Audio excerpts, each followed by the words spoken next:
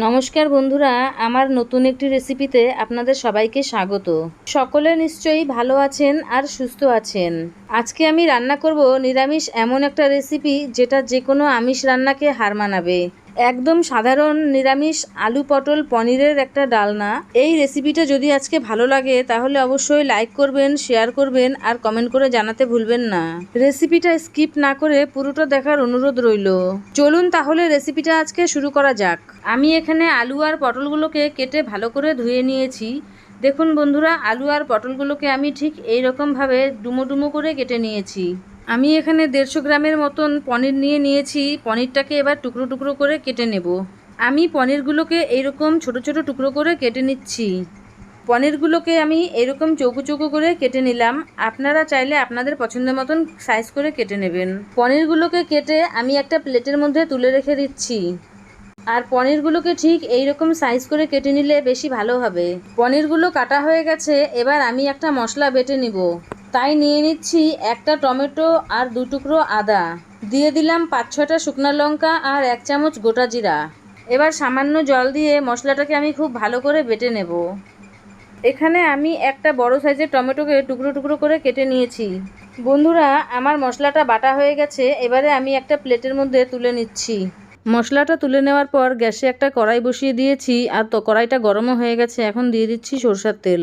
তেলটা গরম হয়ে গেছে। তেলের মধ্যে অল্প হলুদ গুঁড়ো আর অল্প লবণ দিয়ে একটু নেড়ে নিয়ে আগের থেকে কেটে ধুয়ে রাখা পটলটা দিয়ে দিচ্ছি। আগে থেকে খোসা ছাড়িয়ে পটলগুলোকে কেটে ধুয়ে রেখেছিলাম, সেই পটলগুলোকেই দিয়ে দিলাম। পটল ভাজতে কিন্তু খুব বেশি তেল লাগে না, আর পটল ভাজার পরে তেলটা কিন্তু একটু কালো হয়ে যায়, তাই অল্প তেল দিয়ে পটল ভাজলেই ভালো হয়। দেখুন পটলটা বেশ লাল লাল করে ভাজা হয়ে গেছে। এবার আমি একটা থালার মধ্যে তুলে নিচ্ছি। পটল ভাজার আগে তেলে একটু হলুদ দিয়েছিলাম, তার জন্য পটলগুলো খুব সুন্দর কালার এসেছে। এবার পটল ভাজার ওই তেলের মধ্যে কেটে রাখা আলুগুলোকেও ভেজে নেব। তেলের মধ্যে আগের থেকেই লবণ হলুদ দেওয়া আছে, তাই আলু ভাজার সময় আর দিলাম না। আলুটাকেও বেশ লাল লাল করে ভেজে নিয়েছি। এবার এই ভাজা আলুগুলোকেও তুলে রেখে দিচ্ছি। আলুগুলোকে তুলে পটলের সাথেই একসাথেই রেখে দিলাম। পটল আর আলু খুব সুন্দর করে লাল লাল করে ভেজে নিয়েছি। এখন পনিরগুলোকে ভেজে নেব। আলুটা তোলার পরেই ওই তেলের মধ্যে পনিরগুলোকেও দিয়ে দিলাম।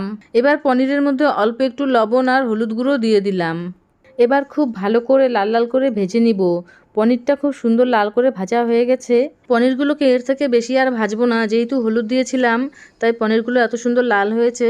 এবার পনিরটাকে তুলে রাখছি আমি একটা বাটির মধ্যে। নর্মাল জলের মধ্যে আমি একটু লবণ দিয়ে ভাজা পনিরগুলোকে তুলে রাখলাম, এতে পনিরগুলো খুব সফট থাকে। এবার ওই তেলের মধ্যে আরও একটু তেল দিয়ে ফোড়নে দিয়ে দিলাম একটা শুকনো লঙ্কা, একটা তেজপাতা আর অল্প একটু গোটা জিরা। ফোড়নটা কয়েক সেকেন্ড নাড়াচাড়া করে এর মধ্যে আগে থেকে বেটে রাখা মশলাটা দিয়ে দিলাম। মশলাটা দিয়ে এবার কিছুক্ষণ কষিয়ে নেব। এর থেকে কাঁচা গন্ধটা যতক্ষণ না চলে যাচ্ছে ততক্ষণ পর্যন্ত কষিয়ে নেব। মশলাটা খুব ভালো করে কষিয়ে নিয়েছি। এবার এর মধ্যে সামান্য একটু হিং দিয়ে দিচ্ছি। এই হিংটা তেলের মধ্যে দেওয়া দরকার ছিল, কিন্তু আমি ভুলে গেছিলাম, তাই এখন দিয়ে দিলাম। এবার এর মধ্যে দিয়ে দিচ্ছি পরিমাণ মতন লবণ আর 1 চামচ হলুদ গুঁড়ো। এবার ভালো করে মশলাটাকে কষিয়ে নিচ্ছি। এই মশলাটাকে 2 থেকে 3 মিনিট খুব ভালো করে কষিয়ে ভাজা ভাজা করে নিয়েছি। দেখুন বন্ধুরা, মশলাটা কত সুন্দর একদম ভাজা ভাজা হয়ে গেছে, আর মশলা থেকে কাঁচা গন্ধও চলে গেছে। এবারে এর মধ্যে আগে থেকে ভেজে রাখা আলু আর পটলটা দিয়ে দিচ্ছি।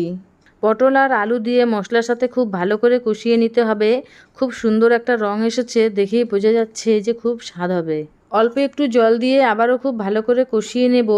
এইভাবে অল্প জল দিয়ে কষালে কড়াইতে লেগে যাওয়ার ভয় থাকে না। 2 থেকে 3 মিনিট কষানোর পর যখন ভাজা ভাজা হয়ে এসেছে তখন পনিরটা দিয়ে দিলাম। আর এই পনিরটাকে আমি ঠান্ডা জলের মধ্যে অল্প লবণ দিয়ে ভিজিয়ে রেখেছিলাম, এতে পনির খুব নরম থাকে। এবার ভালো করে আমি পটল আলু ও পনিরটাকে নেড়ে নিয়ে দিয়ে দিলাম 2টা কাঁচা লঙ্কা, আর দিয়ে দিলাম সামান্য চিনি। যে কোনো নিরামিষ তরকারিতে চিনি দিলে তরকারির স্বাদটা খুব ভালো হয়। এবারে একটু নেড়ে নিয়ে ঢাকা দিয়ে 5 মিনিট হাই ফ্লেমে রান্না করে নেব। 5 মিনিট পর ঢাকা খুলে একবার নেড়ে নিচ্ছি। আলু পটল খুব ভালো করে সেদ্ধ হয়ে গেছে, আর রান্নাটাও হয়ে এসেছে। রান্নাটা আমার পুরোপুরি হয়ে গেছে। এখন উপর থেকে দিয়ে দিচ্ছি 1 চামচ ঘি, আর অল্প গরম মশলা দিয়ে দিলাম, আর সব কিছুকে নেড়ে মিশিয়ে নিলাম আরও একবার। বাস, আমার নিরামিষ পটল আলুর ডালনা তৈরি হয়ে গেছে। এবার একটা প্লেটে নামিয়ে নিয়ে গরম গরম ভাত, রুটি বা পরোটার সাথে পরিবেশন করার জন্য একদম রেডি। রেসিপিটা আজকে কেমন লাগলো জানাতে ভুলবেন না। ভালো লাগলে অবশ্যই একটা লাইক করবেন, শেয়ার করবেন আর কমেন্ট করতে ভুলবেন না। তাহলে আজ এই পর্যন্তই। সকলে ভালো থাকবেন, সুস্থ থাকবেন। আবারও হাজির হয়ে যাব নতুন কোনো রেসিপি নিয়ে।